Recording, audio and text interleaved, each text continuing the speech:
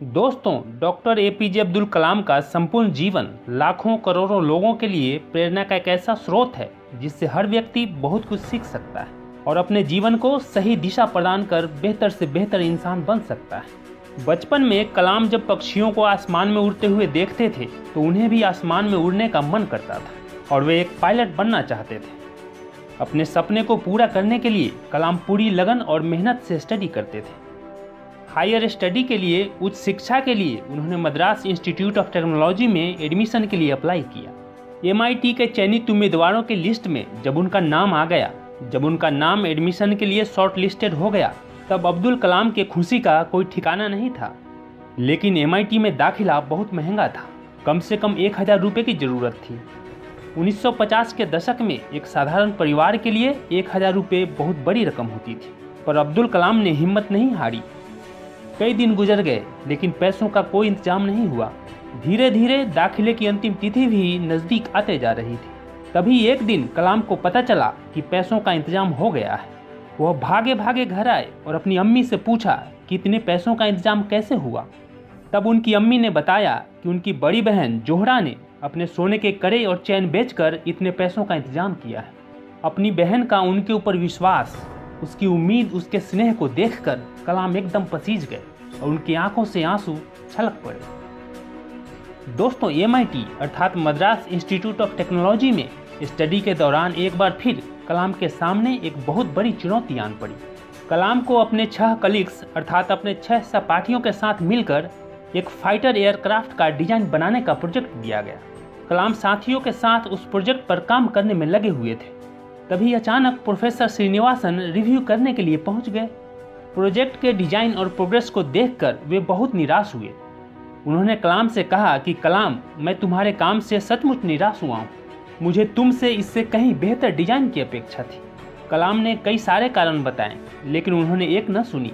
फिर कलाम ने प्रोफेसर साहब से विनती की और कहा कि सर, मुझे 1 महीने का समय दीजिए।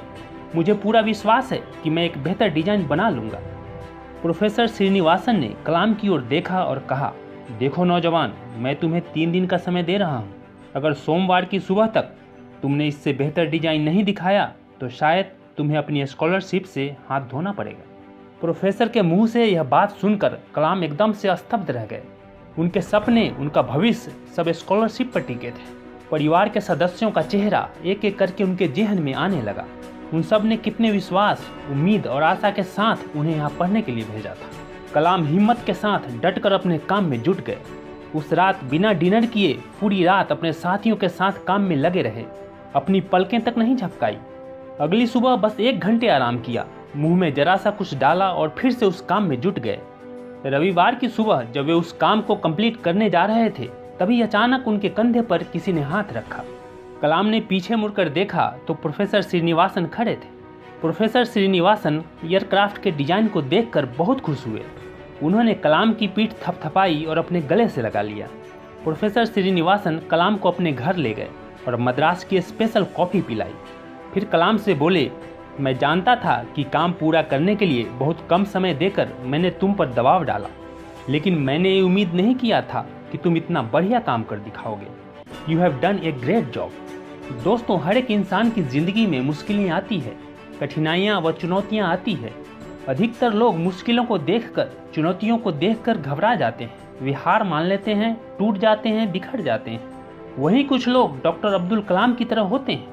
वे हिम्मत से हर मुश्किल और चुनौतियों का डटकर सामना करते हैं और ईमानदारी से परिश्रम करते हुए जीवन में आगे बढ़ते जाते हैं। दोस्तों, हिम्मत और मेहनत 2 ऐसे हथियार हैं जो एक इंसान को योद्धा बना देता है, जो जीवन के किसी भी क्षेत्र में आपको विजय दिलाने की क्षमता रखता है।